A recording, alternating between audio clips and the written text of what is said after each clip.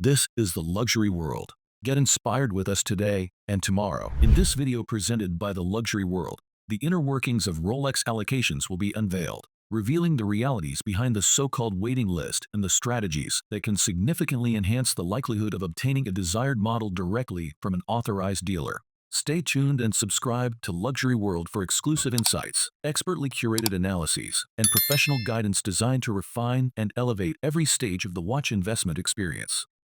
The process by which Rolex authorized dealers allocate their watches operates less like a formal registration system and more like a relationship-based ecosystem. Rather than adhering to a strict chronological order, allocations depend on personal connections, loyalty, and a proven passion for the brand. Retailers receive limited quantities of watches, sometimes monthly, other times quarterly or annually, and distribute them at their discretion. This discretion is informed by several factors, including the client's purchase history, ongoing engagement, and long-term value perceived to the dealership. In the realm of modern luxury watches, few subjects generate as much speculation and misunderstanding as the notion of the Rolex waiting list. For years, the belief has persisted that securing a brand new Rolex sports model requires enrolling in an official queue, one where names are recorded and hopeful buyers simply await a call once their turn arrives. Yet this perception, while widely accepted, is far removed from the truth. In reality, such a waiting list, at least in the conventional sense, does not exist. The term waiting list evokes an image of transparency and fairness, suggesting that customers are served sequentially based on when they signed up. Rolex's approach is the opposite. There is no numbered queue or guaranteed timeline. Instead, allocations are earned, not merely awaited. Dealers prioritize clients who demonstrate consistent enthusiasm, build rapport with the boutique, and express genuine appreciation for the brand's heritage and craftsmanship. Understanding this reality reshapes expectations, and more importantly, reveals how a strategic, patient approach can significantly increase the likelihood of obtaining a desired model. Expecting to walk into a boutique, sign a form, and receive a Submariner, GMT Master 2, or Daytona within months is an exercise in wishful thinking. For most, these high-demand pieces are reserved for collectors who have already proven their loyalty through prior purchases or sustained engagement. While this may seem unfair to new buyers, it also presents a clear opportunity. Those who take time to establish trust and credibility with a retailer stand a far greater chance of eventually being offered the watch they seek. Patience, therefore, becomes the cornerstone of success. For many clients, the journey towards securing a Daytona or a Pepsi GMT Master 2 spans not weeks, but months or even years. During this time, the key is consistent interaction, visiting the boutique regularly, expressing interest in new releases, and engaging with sales staff in an authentic and informed manner. This engagement should not feel transactional. It should reflect a sincere appreciation for horology and for Rolex as a brand. Dealers value customers who are not merely chasing profit or hype, but who respect the artistry and engineering behind each timepiece. A practical approach involves visiting an authorized dealer every 6 to 8 weeks. These periodic visits maintain visibility and signal commitment, even without making a purchase each time. Being a familiar and respectful presence ensures that the staff keeps the collector top of mind when new allocations arrive.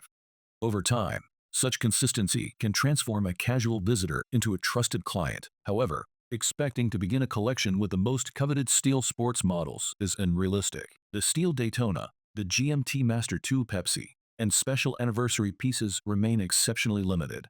Instead, aspiring collectors are encouraged to start with models that offer a balance of desirability and accessibility.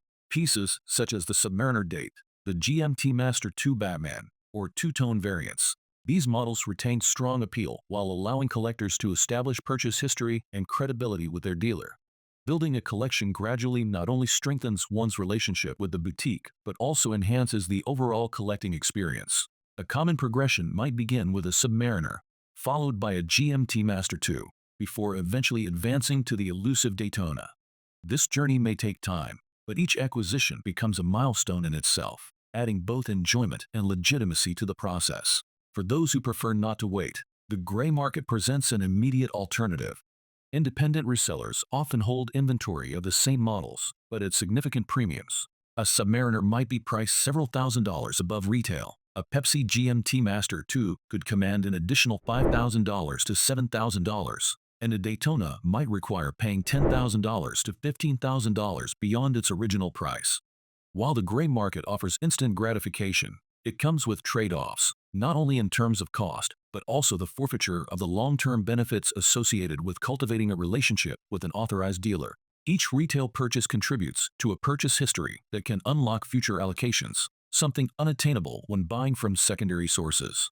Another often overlooked element in the allocation process is the specific configuration requested. Not all Rolex models are equally difficult to obtain. Demand fluctuates based on dial color, bezel design, and case material. For instance, a black dial Submariner may be more readily available than a Wimbledon Datejust or a green dial Oyster Perpetual. Collectors willing to exercise flexibility, opting for less mainstream dial colors or two-tone variants, often find themselves rewarded with shorter wait times. However, these decisions also influence long-term resale value, as rare or highly sought-after configurations generally command stronger premiums in the secondary market. Perhaps the most rewarding aspect of this intricate process lies in the emotional satisfaction when a long-awaited watch finally arrives. The anticipation transforms the acquisition into more than a transaction. It becomes a story of perseverance. Waiting months or even years while exploring other timepieces in the interim enriches the collecting journey, ensuring that each new Rolex feels genuinely earned. A persistent misconception suggests that clients must make ancillary purchases, such as jewelry or watches from other brands, to qualify for a Rolex allocation. While some dealers may encourage additional spending, most do not explicitly require it. Caution is advised when a salesperson insists on purchasing unrelated items to secure a Rolex, as such tactics can lead to unnecessary financial outlay and future regret. Acquiring an Omega or Breitling merely to improve one is standing rarely provides satisfaction and often results in losses upon resale. Instead, it is wiser to wait patiently or purchase other watches that hold genuine personal appeal while maintaining engagement with the Rolex dealer. Patience also brings clarity. As collectors spend time researching, trying on different models, and understanding the nuances of design and comfort, initial preferences may evolve. A watch once admired online might feel underwhelming in person, while another, previously overlooked, could emerge as a new favorite. This self-discovery not only enhances enjoyment but also broadens acceptable choices, ultimately improving the chances of receiving an allocation. To maximize success in obtaining a Rolex from an authorized dealer, several principles hold true. Regular contact with the boutique, ideally every few months, helps maintain visibility and connection. Starting with accessible yet desirable models establishes purchase history, signaling commitment. Flexibility in configuration shortens waiting times, while avoiding unnecessary qualifying purchases ensures financial prudence.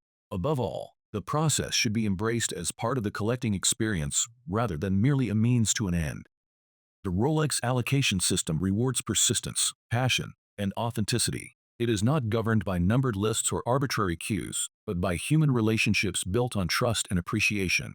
The journey may be long and occasionally frustrating, yet the outcome, a watch earned through dedication rather than convenience, carries unmatched satisfaction.